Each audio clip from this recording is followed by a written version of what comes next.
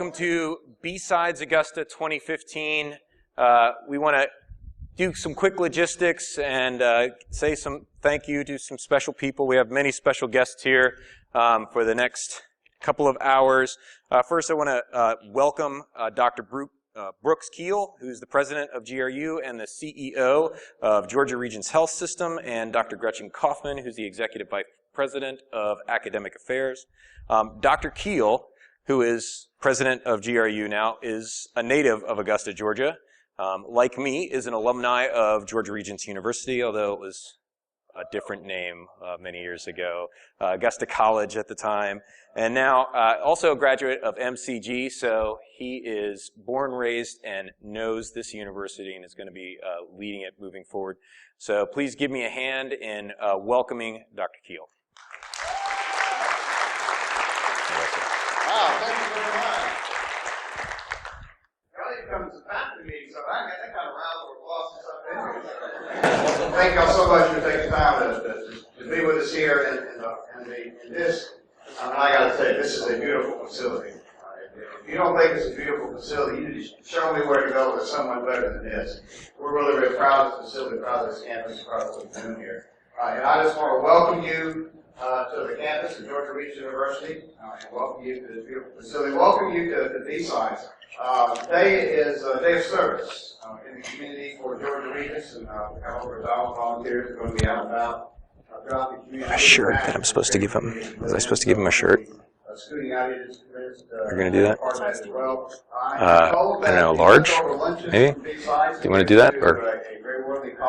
Hey. In the community, although look at this crowd, I'm not sure how many lunches you're going to have left over, but that's okay. It is really great to see such a crowd here. I want to just give a real quick shout out to the B-Sides planning group members, including Lawrence Abrams, Mike McGarg, and Phil Plantamura. Forgive me for that pronunciation, but also especially point out Mark Baggett, Doug Burks, and Ryan Martin, who are, as you've already heard, were not only part of this community, but alums of this great Georgia Regents University, and it is Augusta College. That's what I was going to school. There will always be Augusta College to me, and I'm really, really proud to be president of both of my alma maters.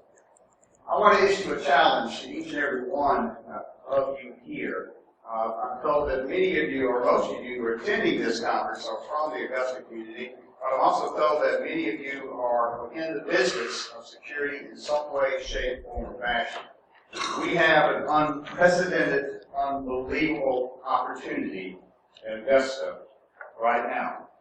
And we all, and I'm talking about the big we, don't take advantage of this, and we all ought to be ashamed of ourselves. I had the great opportunity to meet General Fogarty just a moment ago and to tell him personally how committed Georgia Regents University is, and Cyber Command is going out at full authority. That is going to change the face of this community in many, many ways. And as you know, we have a cybersecurity institute here at Georgia Regents that we're just standing up, and it is well on its way to national recognition. And Joint Section, appreciate you taking the lead and running that for us. We're going to be investing more money, bringing more faculty to really make this a top-notch organization, top-notch facility here in Augusta. But to the business folks, the industry folks, those of you who do this for a living, we want to make sure that this becomes a mecca of all things cybersecurity. We want to create a cybersecurity village here in the CSRA, and it's an opportunity to really serve as that magnet to bring business industry from all over the world here. Video in red now says recording on the big screen. Or in business yourself and you're not located here, you'd ask yourself why you're not. And if you know someone else is in the business remotely associated with what you do here, and they're looking to do somewhere, you can tell them this is where they need to come. But I promise you, in the next 3 or 4 Yep, audio and video in blue 2 and blue 1. I can't tell you how excited I am to be part of it. So this let me have an opportunity to say welcome to you. I wish I had a chance to see more about what you do. We need a AV guy in red when you get a chance. I'm sure it has a skill I'll ever use, but I never thought I'd be able to do it before. So thanks for being here. Hope you have a great conference, and go Jags! All right. So thank you, sir. wait, sir, 1 second. I know that you're going to be out there working and cutting grass and doing all this stuff for the, Dr. Keel, for your day of service. And so we just want to give you a B-side shirt since you're probably going to get that one nasty and sweaty when you're out there mowing the grass. So thank you. And one more thing we have for you, and it's one of our planners' sons made this. It's a handmade gift for you, but we wanted to present you with a set of pens that say BSidesAugusta on them, and just say thank you for the use of the facility and everything that GRU is doing for the community. That's beautiful. So, thank you, sir. Thank you very much. Fantastic. All right, thank you. Okay, and now we have a very special guest. So, Major General Fogarty is also a native of Georgia, I think Savannah, Georgia. He was commissioned in 1983, and today Major General Fogarty is the commanding general for Fort Gordon and for the Cyber Center of Excellence. So please join me in giving a very special welcome to Major General Fogarty.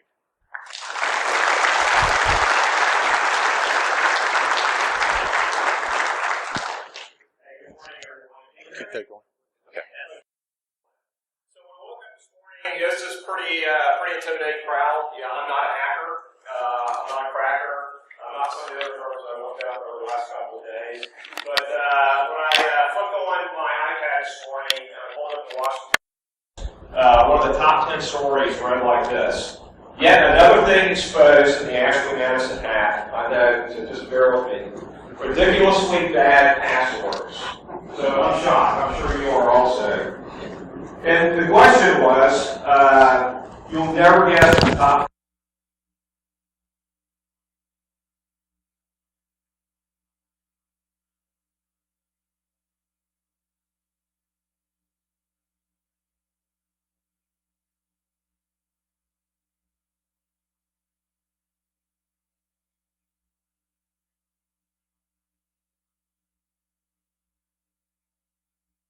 A hobbyist group, Simon Sure Crime, and they actually went against the data they were able to download, and they cracked 11 million passwords. And because of post-running errors and how the encryption applied, left the information less secure than was originally thought. Now, does anyone want to guess what the top password was? Okay. 1, 2, 3, 4, 5, 6. Okay, the other passwords that made the top 5 were much better. 1, 2, 3, 4, 5. Password, default, and 1, 2, 3, 4, 5, 6, 7, 8, 9, which is the one I use most of the time. But they said we shouldn't be too surprised because in, I guess, surveys from your community, 1, 2, 3, 4, 5, 6 has been the most popular password uncovered for data breaches during the past 2 years.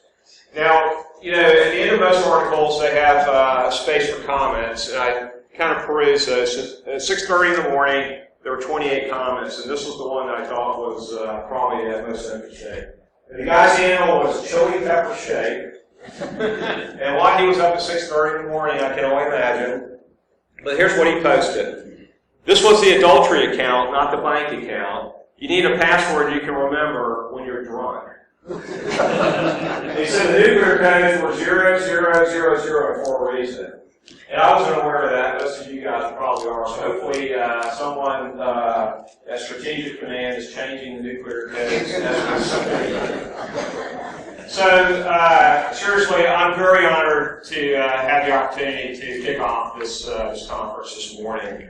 And I'll just spend a couple minutes with you. But as Dr. Eel said, this is a big deal. I think I heard this is the second largest B-Sides conference in the country. You doubled the attendance, actually over doubled the attendance from last year. Last night, I was actually looking at video from Mayor Hardy Davis, who was the kickoff speaker, and I think about 300 attendees, and this year almost 700 plus. And there were a lot of people waiting in line still trying to get in. So the presentations, and I think the events on the schedule that I saw are very impressive. And we're really fortunate to have some of the leading minds in this community here with us today. Now, who I am is really uninteresting and really unimportant, but I think the organization that I represent the U.S. Army Cyber Center of Excellence. I think, number one, it's very important to our Army. It's important to the local region. It's going to gain prominence and importance nationally, and I would predict internationally over the next couple of years. And I think that's not only important, but I think that should be very interesting to you, particularly if you're from the local region. So if you're within about 100 miles of here, could you raise your hand? Okay, excellent. How many of you in the audience are government or military? Something federal. Okay, excellent. Glad you're here. That's really the theme. It's really what I want to talk about, which is convergence. It's convergence, DoD, academia, industry, and very important, really, private citizens. So some of you represent, sure, some of the large companies that have sponsored the event, but some of you have a passion about doing this. You may be doing it for your own interest. You're doing it for a variety of reasons. And we've got to find some way to kind of bring you in if you're willing to do that. I understand that's actually pretty daunting for many of you.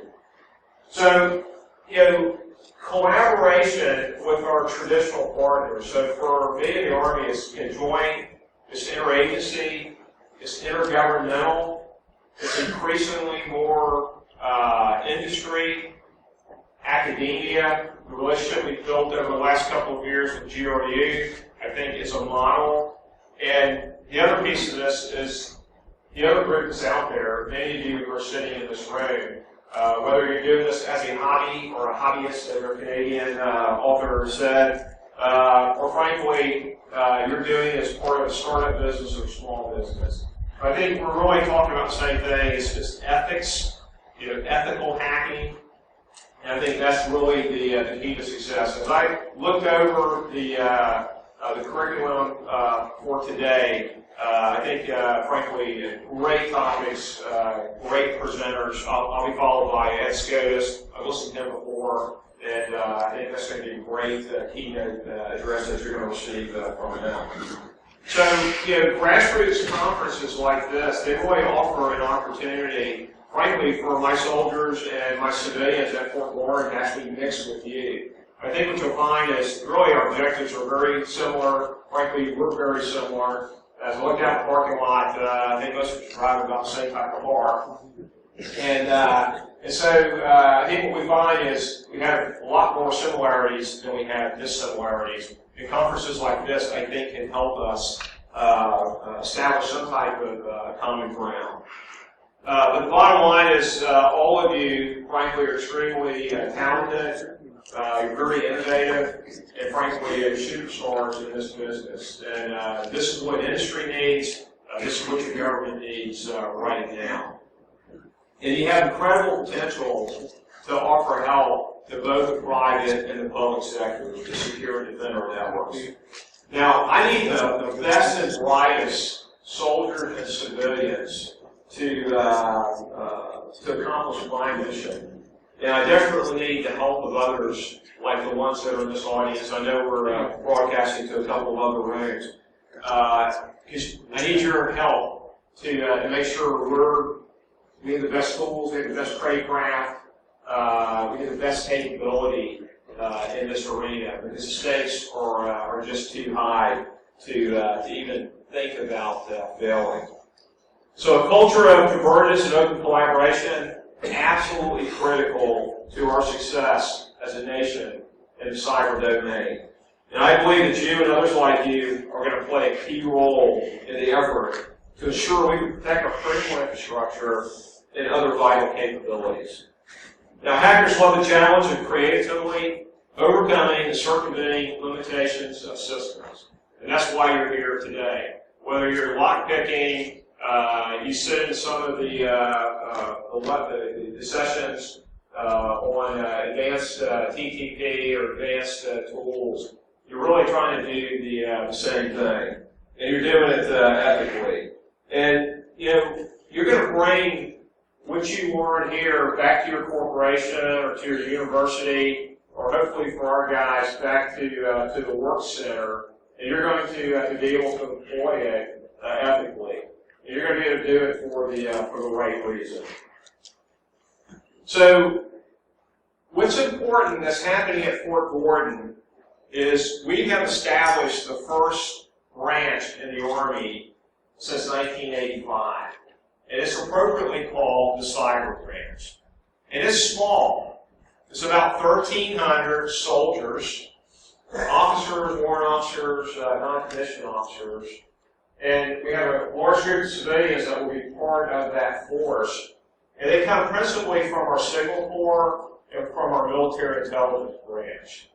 And we have infantrymen, we have a few aviators, we have some artillerymen that really pursue their passion, which is cyber defense or cyber offense. They do that ethically on their own time, and they have kept their skills up. And so when we opened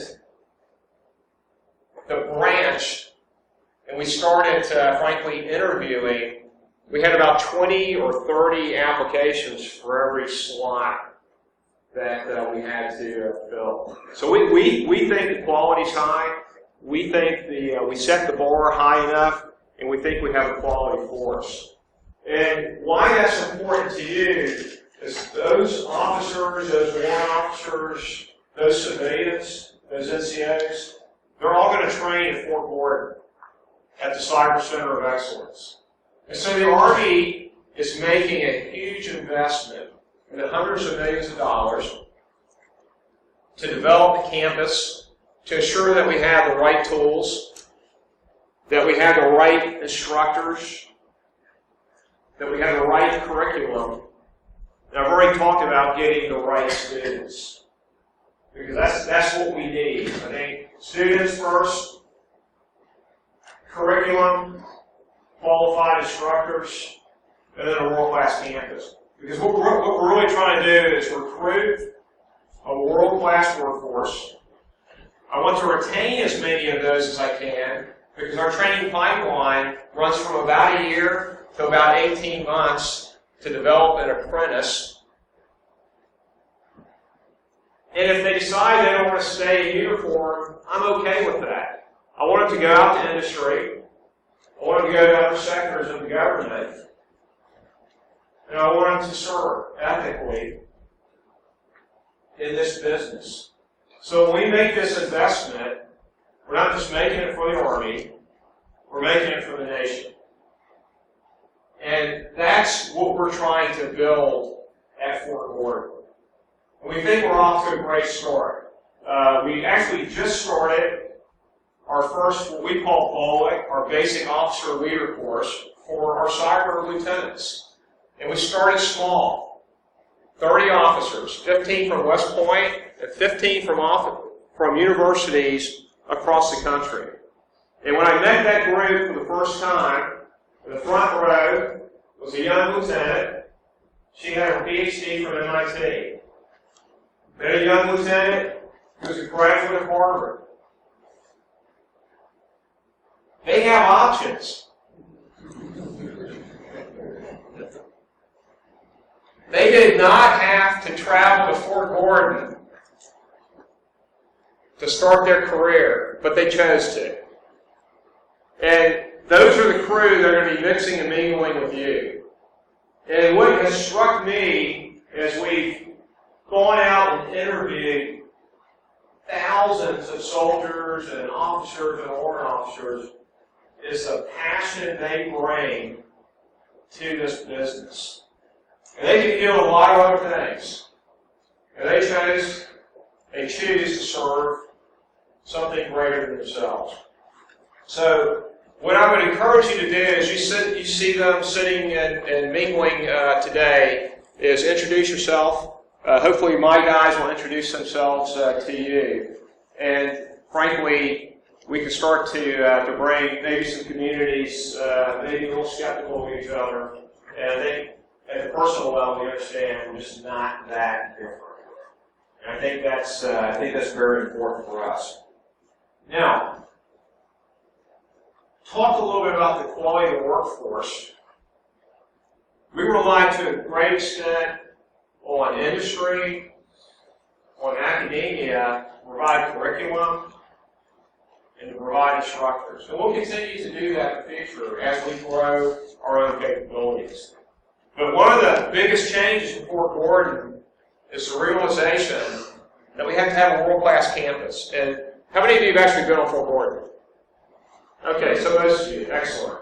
So when you drive to Fort Gordon, you see infrastructure was built out in the 60s. And we've spent the last 9 months actually looking at the principles of design. And what we recognize is our weapon system is not a helicopter, it's not an armored vehicle, it's not an artillery tube, it's the network. And so we have to organize around the network. And so we have to have the most modern network in the Army, most modern data centers, most modern labs, most modern research library. And that's what we're working through right now with the Army. On 8 October, we have a big date. And my date is with the Vice Chief of Staff of the Army, because we're going to have the opportunity to lay out what we think the road ahead is at Fort Gordon. And we've received tremendous support up to this point. We've had numerous congressional delegations down. They affirmed that we're on the right path. Matter of fact, Senator Isaacson was down last Friday. And I said, Senator, this is a big bill I'm going to present to the Army and to the nation at a really tough time. Defense budgets are shrinking. This is a hard argument. And he says, Steve, don't apologize. So we need to invest in the future, not the past. And cyber is our future. So this is the spirit that our senior leadership actually is taking on. They understand the threat. They understand what's going to be required. Now, what I'm not sure they all understand is the collaboration that's going to be required to make sure that, at least on the DoD side, the government side, we can keep up. Because frankly, a lot of the innovation is not occurring at Fort Gordon. It's occurring in your home office, or it's occurring in the industry that you represent. It's occurring in groups of like-minded individuals who are trying to get after this problem in a very serious, very professional, very ethical way. And so we want to be part of that with you. And so what I would challenge you with over the next day is to think about ways that we can reduce the barriers to effective collaboration between the principal stakeholders in this environment. And I'm one of them, and I'm certainly not the big dog. Private industry makes significantly more investment in this area than DoD ever will. I don't have to invent it in my own backyard. Where we can, we will.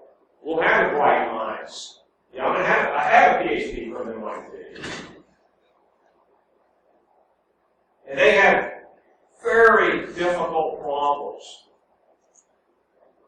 And what I want to be able to do is not fall behind. Where I can, I want to be able to leap ahead. I don't want to be surprised by disruptive capabilities.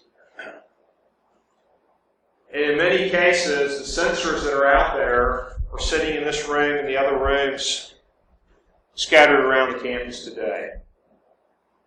So I challenge you to meet and greet the great men and women that call Fort Gordon and the CSRA their home. They're your neighbors. They're committed to this community. They share a passion for something that's very important for our nation. They share a passion with you, so get to know each other. I want you to think about ways to reduce the barriers to communication, to effective collaboration. I want you to have a lot of fun. I think most people are still out at the table picking lots. So you have to watch this on YouTube. I assume it will be posted there. And I want you to actually just enjoy this great campus. I want you to enjoy each other. I want you to enjoy the challenging topics that you're going to have the opportunity to work through today. So thank you very much. It was truly an honor to have the opportunity to spend a couple minutes with you. Truly an honor to represent the great men and women that call Fort Gordon and the Cyber Center of Excellence their home. If you haven't heard of us before, I think over the next couple of years you're going to start to hear a lot about us. And I welcome questions or comments as you start to understand what we're about, what we're doing, and really appreciate the opportunity to talk to you today. Thank you.